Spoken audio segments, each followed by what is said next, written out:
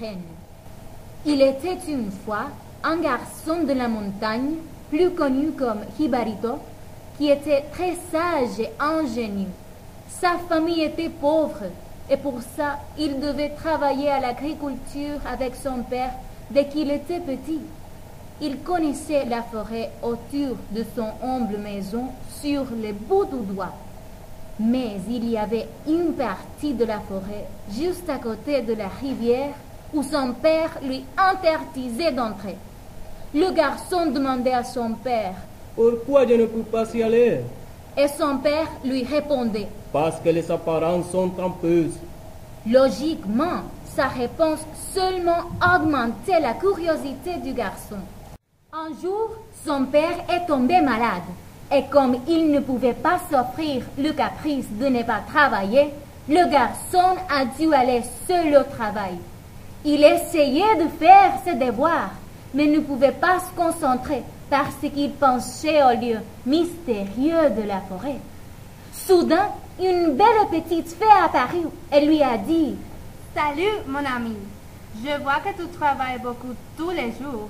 Et puisque tu es un garçon responsable et sacrifié, je vous te récompenser. » Le garçon lui a répondu « Mon Dieu, c'est vrai que le feu existe. Je ne croyais pas. Et que je suis en train de rêver. » La fée a dit « Non, je suis réelle. Viens avec moi. » Le garçon l'a suivi jusqu'à la partie interdite de la forêt. Lorsqu'ils y sont arrivés, le garçon a dit à la fée « Pardon, petite fée, mais je ne peux pas entrer dans cette partie de la forêt. Ce sont les instructions que m'a donné mon père. » « Quoi? Tu penses que je vais te faire du mal? » Subitement a apparu un cucuban et il a dit « Garçon, tu ne dois pas y entrer. Ne l'écoute pas. Retourne chez toi. » La fée, très énervée, a proféré « Va-t'en, cucuban l'aider. Il est à moi. » Le cucuban l'a interrompu. « Ne crois pas ces paroles. Elle ment et elle est très méchante. » La fée, plus tranquille, a dit au garçon « Ne t'inquiète pas avec lui. Il est jaloux. Viens avec moi. » Finalement, le garçon s'est exprimé. « Cucuban, ne me nuis plus.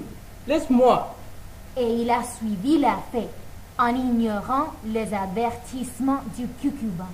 Peu après avoir marché par le chemin que la fée lui indiquait, le garçon est arrivé à bord de la rivière. Il a contemplé l'eau un instant et après, il a cherché la fée, mais tout à coup, elle a disparu.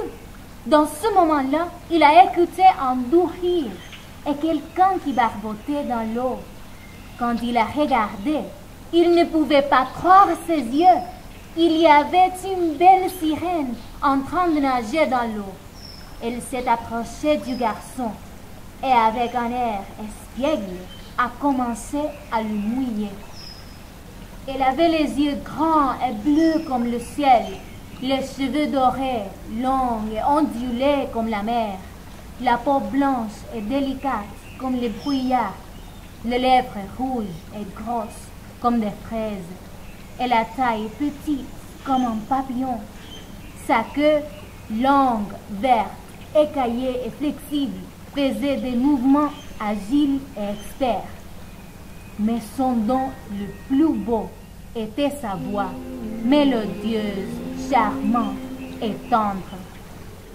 Elle lui a dit « Viens jouer avec moi, je n'ai assez d'être seule. » Le garçon lui a répondu « Je ne peux pas entrer dans l'eau, je ne sais pas nager. » La sirène lui a supplié d'un ton séduisant. « Entre, je vais te montrer, fais-moi confiance. » « D'accord. » a finalement dit le garçon. Alors, il a sauté dans la rivière, tout excité.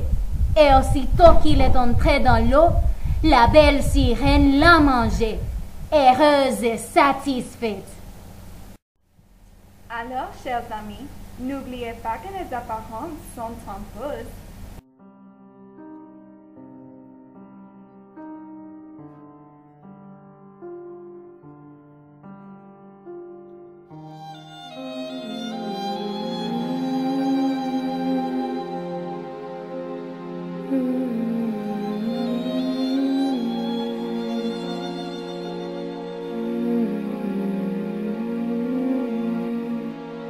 Hmm.